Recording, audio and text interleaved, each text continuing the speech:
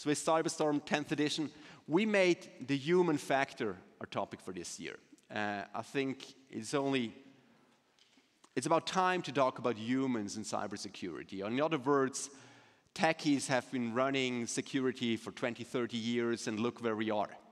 So we have to bring the non-techies into the conversation here to talk about humans, because we can fix a lot of servers, but we're not going to fix humans. But we have to learn how to understand humans and work with them to improve the security and the secure experience for them, which also helps us.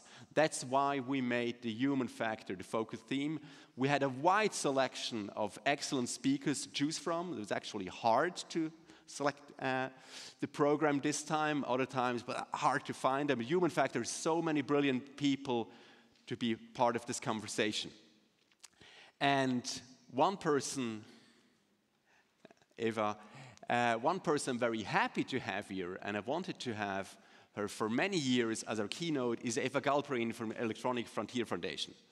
So EFF is the organization that protects privacy around the globe, vulnerable populations, secret services, hacking, encryption on all levels, policy influencers. European Union wants to break encryption again. And the EFF is like one of the watchdogs we have to alert us when something bad is happening. And Eva Galperin, who is even more focusing on vulnerable population within that work, is their head of security research. So I'm very happy to welcome Eva. Please come on stage. Here for you as our opening keynote. Please give her a round of applause.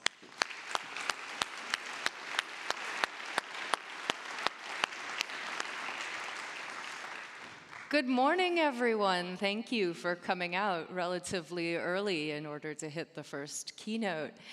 My name is Eva Galperin, and I'm the Director of Cybersecurity at the Electronic Frontier Foundation. Since this conference is all about the human factor, I'm here to talk to you about some humans that need protecting. And specifically, I'm going to be talking about some humans that we are historically not good at protecting. I'm going to talk about the different ways in which they have been attacked. And I'm going to talk a little bit about why we have been so bad at stopping these attacks and what we can do about it in the future. So I have made the rookie mistake of writing a 45-minute keynote for a 25-minute slot. So watch this miracle of on-the-fly editing I am about to do. Again, in case you are wondering who I am, you may be familiar with some of my greatest hits. I have spent some time writing EFF's privacy and security guides, surveillance self-defense. I have spent some time chasing APTs. And I've spent a lot of time working on the problems of survivors of domestic abuse, and also most recently on physical trackers, such as the AirTags, Tiles, and Samsung Smart Tags. So I'm going to be talking a little bit about that today. Again, you may also be familiar with some of EFF's greatest hits, which include, again, surveillance self-defense, suing the NSA that one time, and also protecting end-to-end encryption all over the world, and encrypting the web. If you use SSL certificates for free, you're welcome. So usually what I do around this time is I show up and I say that I'm here to radicalize you. I am actually here to radicalize you, and I am here to radicalize you with a really simple idea. The first is that when we talk about cybersecurity, we usually talk about securing, networks. We talk about securing devices, and we talk about securing IoT devices. What we don't talk about is securing people. And I think this is a bit of a problem. So one group of people that doesn't generally get a whole lot in the way of security is activists. Activists can be activist organizations, big or small. They can be, the Electronic Frontier Foundation, which is about 100 people all over the world. It can be 2 people in a basement. It can be Human Rights Watch or Amnesty International. So lots of different kinds of people become activists. The most notable thing about activists is that most people are not professional activists, which comes as a shock to me because I am a professional activist. But most people do not roll out of bed one day and say, I shall be an activist. Most people become activists by accident. And as a result, they did not spend a lot of time doing a full threat analysis before they got started. This is a problem because you end up with tremendous threats to their privacy and security. And as you well know, your private information is like oil. Once it leaks, it gets all over the place, and there's just no putting it back.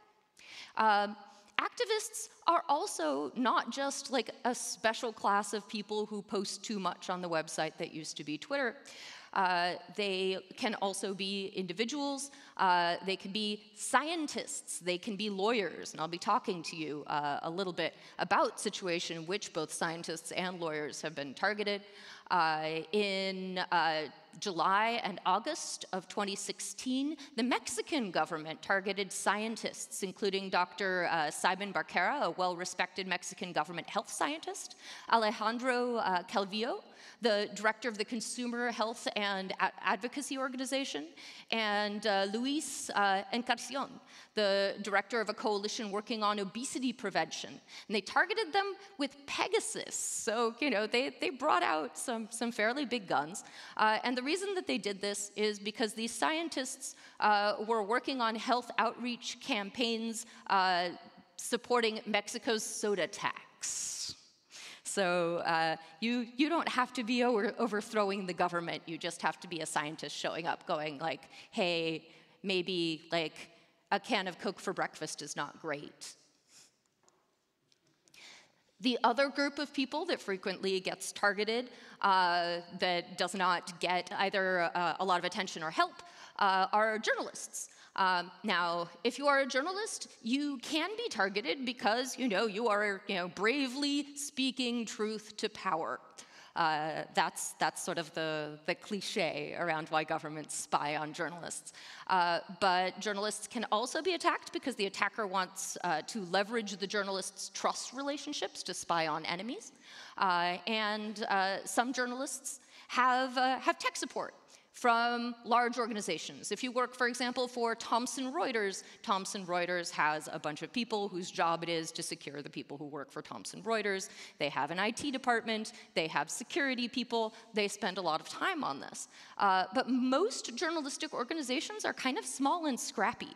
And there's a lot of money in information security, but do you know where there's not a lot of money? Independent journalism.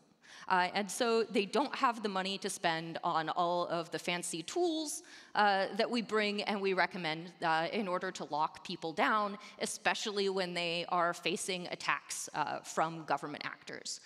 And just in case you thought that those like small, scrappy orgs were small, most journalists don't even belong to organizations. Most journalists are freelancers, and they are essentially shit out of luck. They are on their own when it comes to their security. And that is a very serious problem because very few journalists are information security specialists. In fact, if they were, they would probably be making a lot more money. So one kind of spying that we see very often is government spying. Sometimes governments leverage the fact that they control the infrastructure. Very famously, the NSA used the fact that most traffic all over the world at one point or another goes through some US telco. To secretly, starting in 2003, the dawn of time, dinosaurs were roaming the telcos to copy all of the data that was going through them secretly and without a warrant. EFF sued their pants off. This also inspired a young man named Edward Snowden to drop a bunch of documents which enabled further lawsuits. That was pretty cool. What he did after that, can't comment.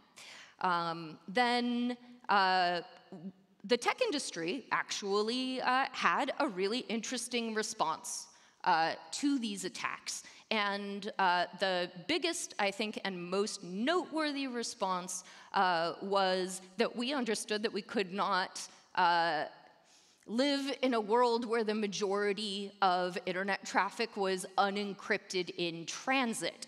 And so we encrypted the web. As you can see, certbot is great, certbot is good.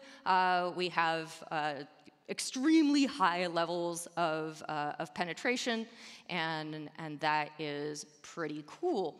However, occasionally we miss a spot, and the consequences are very bad. This is Ahmed El-Tanawi. He is a former member of the Egyptian parliament who is running for president.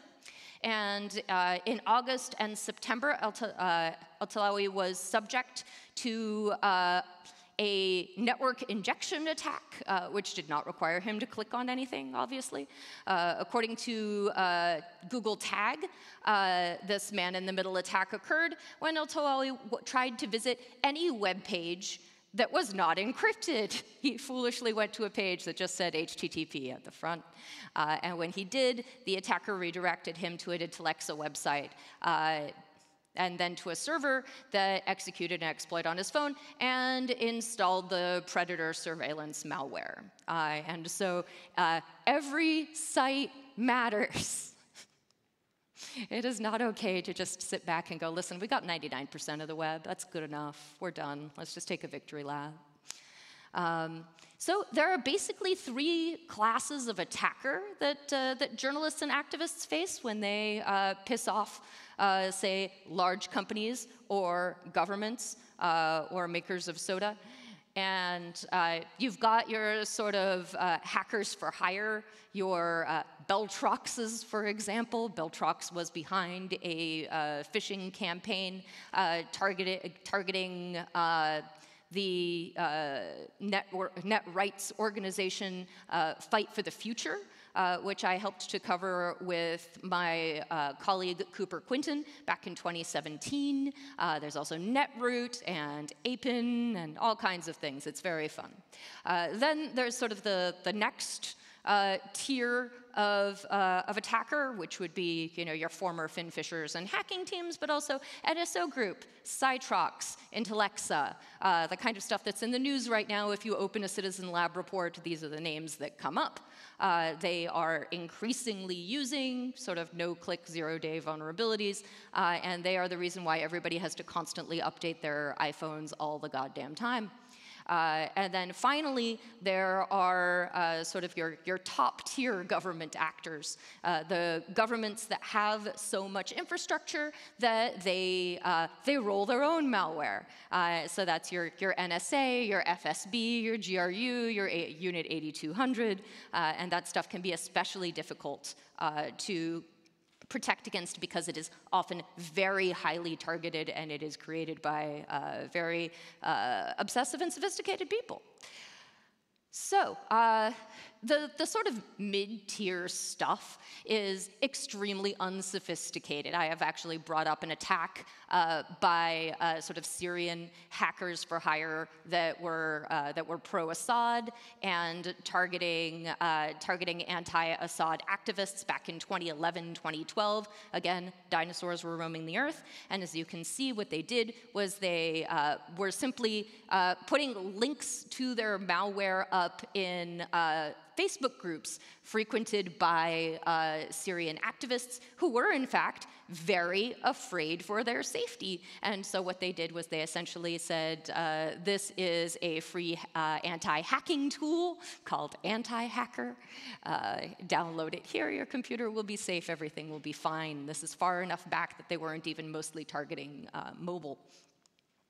And then my personal favorite, again, I am doing a little bit of malware archaeology here, but this is the time that the Vietnamese government personally sent me malware.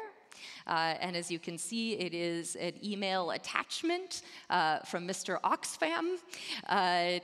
inviting me to an Asia conference. If only I would click on the following links in order to get more information. The Vietnamese government was not aware that I published malware research. Furthermore, if you go on and click the links, you can see that they were written in Comic Sans, which I found a little bit insulting. And finally, what this email really shows is that even though the attack was not very sophisticated, what it did show was a sophisticated understanding of what activists are interested in, which is exotic trips to Asia in order to have meetings. And if they had wanted to be more convincing, they really should have offered free flights and hotels. So we give advice to people in trouble. And as you can see, some of the advice that we give is pretty good. We give some advice that is nuanced, where we're looking for feedback, where we have fit the advice to the user's level of comfort. And there's a big emphasis on the stuff that they're actually going to do. And sometimes we give bad advice. It is bullying, it is declarative, it is absolute. For one thing, security updates can break functionality that your user needs, and if you simply tell them, like, take your security updates all the time, then when the security update breaks something that they need to do their job, they're just going to roll back that security update and not tell you about it. Not everybody has, 40 to 50 bucks to spend on a YubiKey, or 6 YubiKeys, or 10 YubiKeys. And furthermore, the all-time king of bad advice to give to journalists is don't open strange attachments or click on strange links. Let me tell you, I don't know how familiar you are with a journalist's job, but it is 90% opening strange attachments and clicking on strange links all day. This is a project called Danger Zone, which opens strange links and documents in a nice, safe sandbox for you. It is a project which was written by my former colleague and now, I think, director of security at the Freedom of Press Foundation, Micah Lee, who also has a new book out, which I strongly recommend to all right-thinking people. And this is actually a good example of how information security should deal with the kinds of problems that journalists and activists face every day. Again, telling people don't do your job is just going to result in them ignoring you and then getting owned. Obviously, the other thing that we often recommend is if you have an iPhone, use lockdown mode. Lockdown mode for iOS has actually been a really great success for this particular class of vulnerable population. Every emergency patch for iOS that Apple has released, and God knows there have been a lot of them since implementing lockdown mode, has been for a vulnerability that could have been prevented by having lockdown mode enabled. So yay, lockdown mode, big fan. And finally, if you are running Android, if you have the temerity to exist outside of Apple's ecosystem, we recommend using a Pixel and Graphene OS. Graphene OS is love. Sometimes I come across a story that actually ticks all my boxes. A story about a human which covers all of my sort of like this is a vulnerable population interests. And this is one of them. In 2021, it became known that the ruler of Dubai, Sheikh Mohammed bin Rashid Al Maktoum, had deployed Pegasus against his ex-wife, Princess Haya bint Al Hussein of Jordan, and one of her lawyers, Fiona Shackleton, who also happens to be a baroness and is a sitting member of the House of Lords. Which brings me to my next vulnerable population, which is survivors of domestic abuse. So we're going to get really cheerful here. One of the most important things to know is that you don't need hackers for hire or expensive government-only software to compromise certain categories of high-risk users, particularly survivors of domestic abuse. Hundreds of thousands of people are spied on every day by abusers using only Stalkerware. And they're usually spying on a current or former romantic partner. So we are particularly bad at dealing with the close access problem. This happens for a variety of reasons, but probably the biggest one is that our devices and products are created in such a way that we assume that if you have the password and you have physical access to the device, that you have legitimate access to the device. And this is simply not the case in the sort of dynamic of domestic abuse. Furthermore, the other place where we really don't understand the dynamic of domestic abuse is that it is extremely common for survivors to go back to their abusers repeatedly. And to have their passwords sort of coerced out of them. So they may leave, they may lock their partner out of their account, and they may come back, and they may give access back to their partner.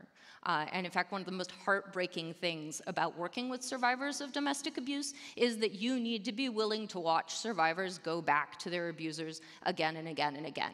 A very commonly known statistic in support for survivors is that on average, a survivor leaves their abuser 7 times before it sticks.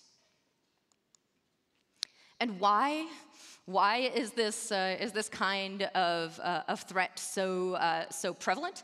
Why is it okay for these people to run around selling a class of commercial malware designed to covertly spy on other people's devices, a thing that clearly everybody in this room knows is wrong? It is because it turns out that a lot of people seem to think that that's A-okay as long as your partner is cheating.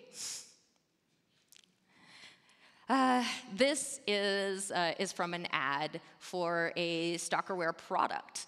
And as you can see, it is a story about how prevalent cheating is all over the world. Lots and lots of people get cheated on. This is why you need to buy Stalkerware in order to spy on your partner. And the most heartbreaking thing about this sort of blog disguised as an ad is the photo in which a man is holding the arm of a woman who has a black eye. And let me tell you, this product is not for the woman with the black eye. This is a product for the guy holding her arm. This is a product for the guy getting, for the guy who is punching her.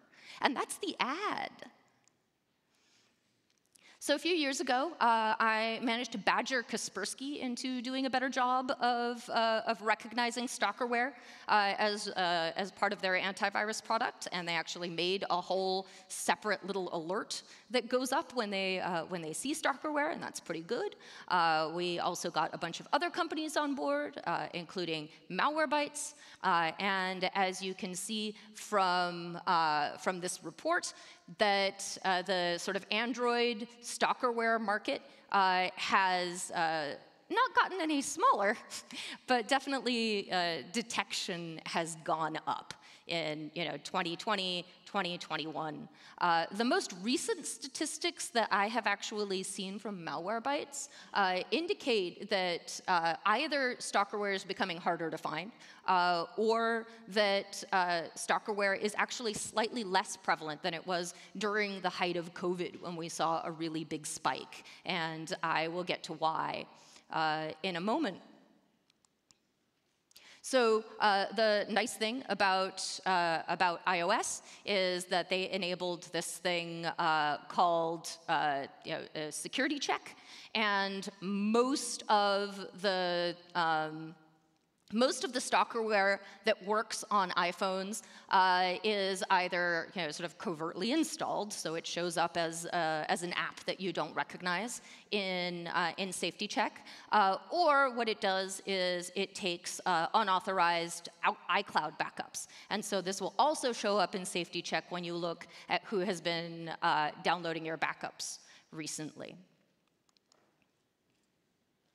And then finally on Android, we have done a fairly good job because you can install an AV product and mostly it will find Stalkerware, and that's great. But again, we saw this big spike in Stalkerware over the course of COVID, and then we saw it come down again, and we were like, haha, look, check us out, we're winning. It turned out, no, we were not winning. It just turned out that stalking was happening via a new product. So I'm pretty sure that what happened was that people stopped stalking using Stalkerware, and they started buying themselves AirTags. So in, I think, 2021, Apple came out with the AirTag, and it is designed to be attached to something that you are concerned about losing, like your keys or your wallet. It pairs to your phone, and when your lost thing gets outside of Bluetooth range, it shows up in Find My, and it tells you where it is located. And this is great if you're looking for your keys or your wallet, and apparently it is also great if you are looking for your ex. So one of the big problems that we started to see was that people started using these for stalking almost right away. I saw lots and lots of examples of this coming from domestic abuse shelters almost immediately. They were finding AirTags mostly hidden under bumpers and license plates in cars and inside of survivors' bags. And these are an improvement over your Tile or your Samsung Smart Tag, which came out later, because what Apple did was they created an entire snitch network of Bluetooth devices that report the location of your lost ex.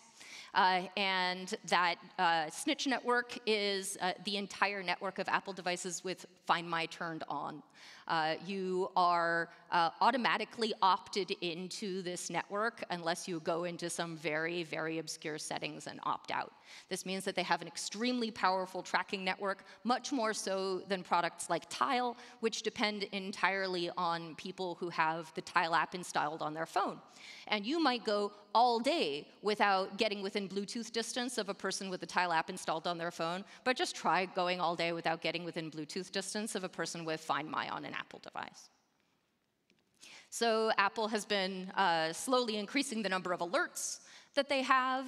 That this is still a problem because occasionally they have this sort of loophole where if you get back within pairing distance of the device, the whole timer resets. And you need some sort of timer because if you don't, then you basically just have you are being followed by AirTag alerts going off all the goddamn time, and then people stop buying your product. Additionally, we see that Tile got in on the action. And furthermore, Apple put out an app called Detect, which you could use to detect AirTags if, again, you have the temerity to live outside of the iPhone ecosystem. It's not very good. In fact, none of the detector apps that any of these companies put out is any good. This is a preview of some research that I'm putting out next month, where I put all of the detector apps to the test and discovered that they suck.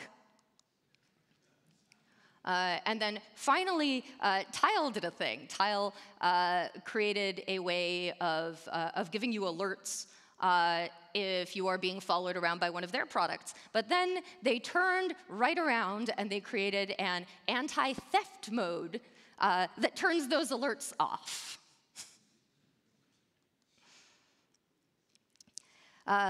So where is the physical tracker problem headed? Again, we're seeing lawsuits. There's a class action lawsuit representing the class of people who have been stalked by these devices.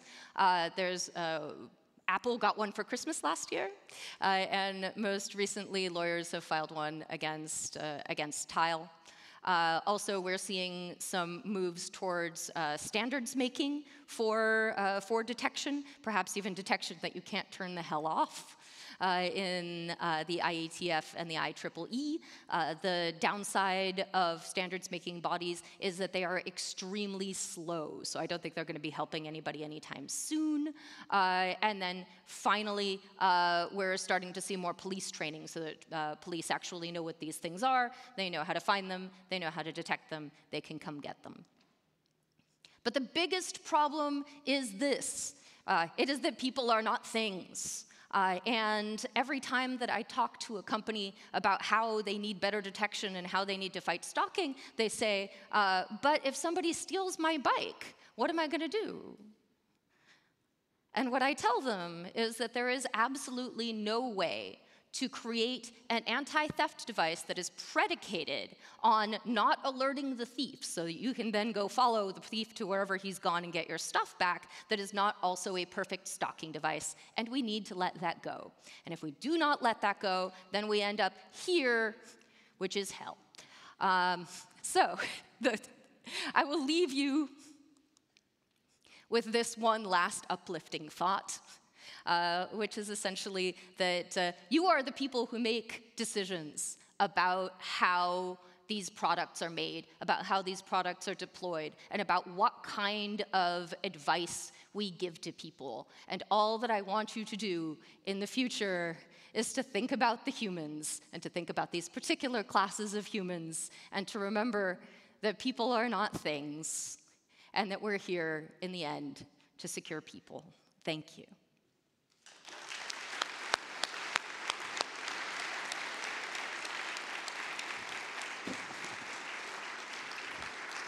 Hold on, Eva, don't walk off. Eva, don't walk off. Oh, no. You're not leaving Switzerland without chocolate. Thank you very much. Thank you. Thank you for this very nice keynote. Wonderful.